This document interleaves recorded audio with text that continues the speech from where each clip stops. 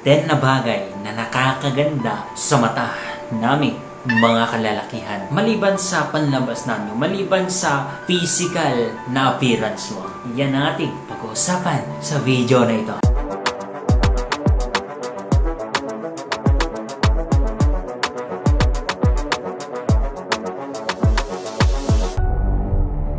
Ang pagkakaalam nyo siguro guys, ang mga lalaki panay katawan ang basihan, panay puwet, panay harapan, panay mukha.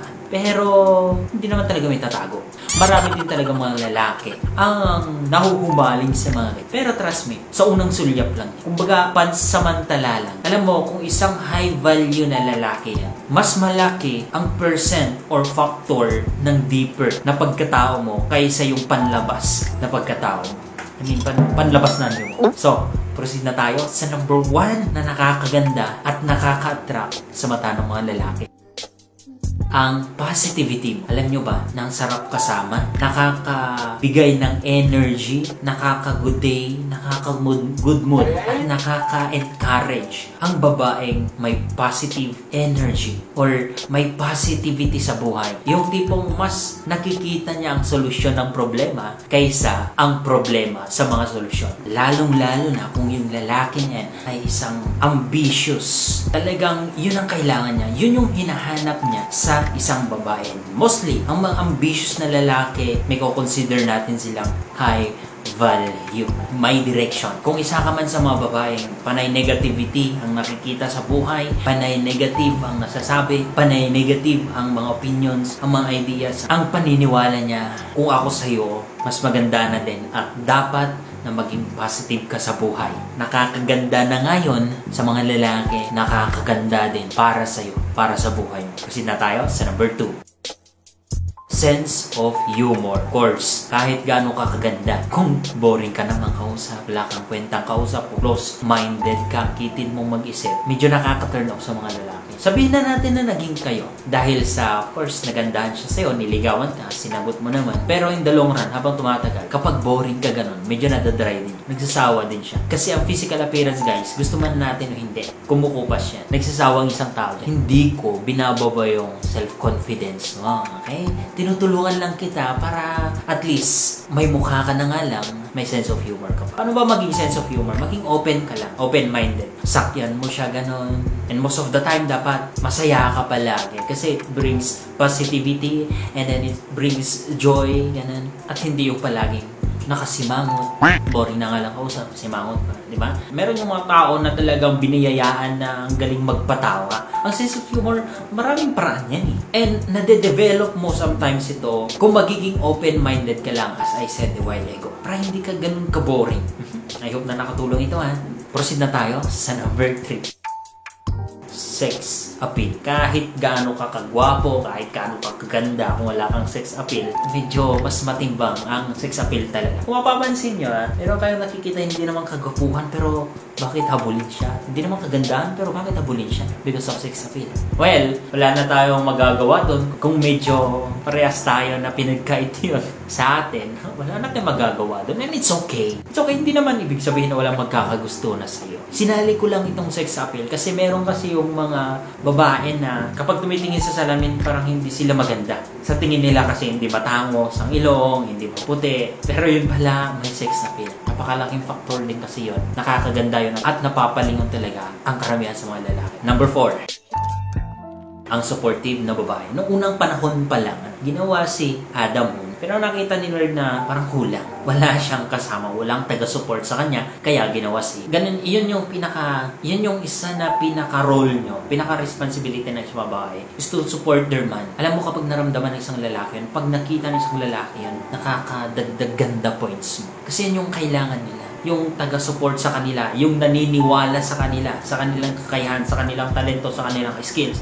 Yung mararamdaman nila na merong nagbaback up palagi sa kanila.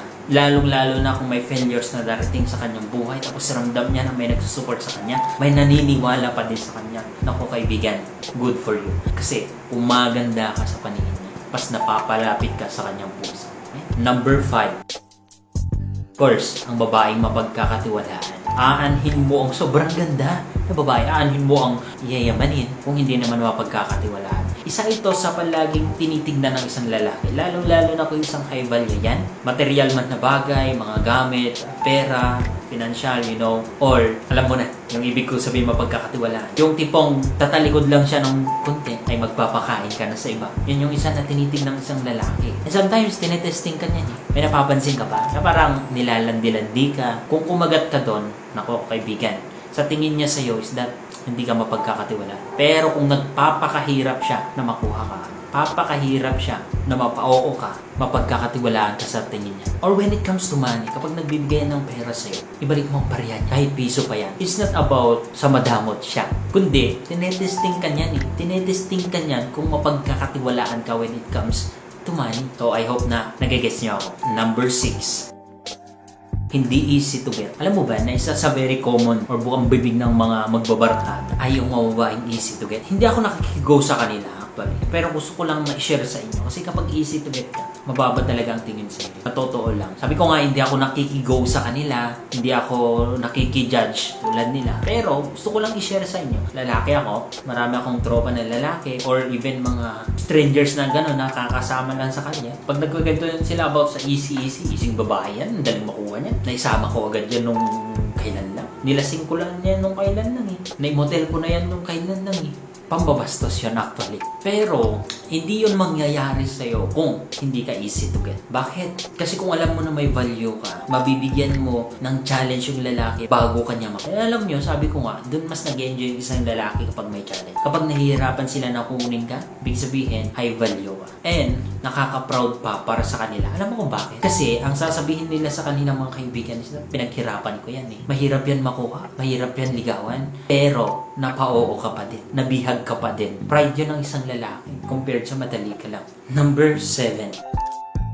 Loving and caring. Sino bang lalaking hindi nagagandahan or hindi napapamahal sa babaeng alam mag-alaga at mapagmahal? Mag-alaga sa sarili at mag-alaga sa of course, kahit sinong lalaki, talagang magagandahan yan sa'yo. When it comes naman sa love, hindi lang yung love na feelings, kundi deeper meaning ng love. Yung tipong kahit makilala mo siya, malaman mo ang mga negative side niya, but still, pinili mo pa din na mahalin siya. Pinili mo na intindihin siya. Pinili mo na tulungan siya para maitama niya ang kanyang pagkakamali. And number 8.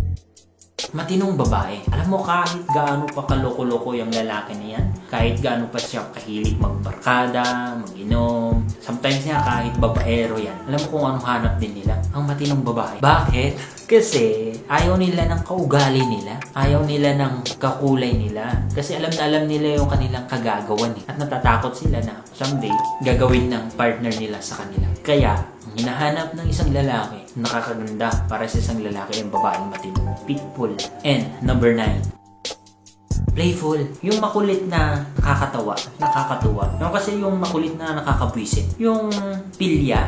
Alam mo yan? Yung pilya. Yung marami siyang ginagawa na loka-loka, loko-loko, pero nakakatawa. Kasi in that way, hindi ka nagiging boring. In that way, nagkakaroon kasi ng banding, nagkakaroon ng connection sa inyo. Yung mga bagay niyan, yung mga ginagawa mo na yun, yun yung mga alaala na ang hirap kalimutan para sa isang lalaki. When times na mag-aaway kayo, na parang mag-break ka nun, maalala ka. Kasi maalala niya yung pagiging playful mo, yung pagiging makulit mo, yung pagiging loka-loka mo na nakakatawa, na nagbigay ng kasiyahan sa inyong dalawa. And last but not the least, of course, ang pinakamahalaga is attitude. Attitude. Ayos-ayosin mo yung attitude mo, ha? Ayaw nilang masyadong ma-attitude. Ayaw din nila ng babaeng judgmental masyado, mapang-api. Alam mo yun? Yung attitude mo. Isa na tinitignan ng mga lalaki, nakakaganda sa lalaki is yung kabaitan mo. Yung kabutihan ng loob mo. Kaya kung alam mo na meron kang hindi magandang attitude, hindi pa huli ang lahat. Tama mo yan.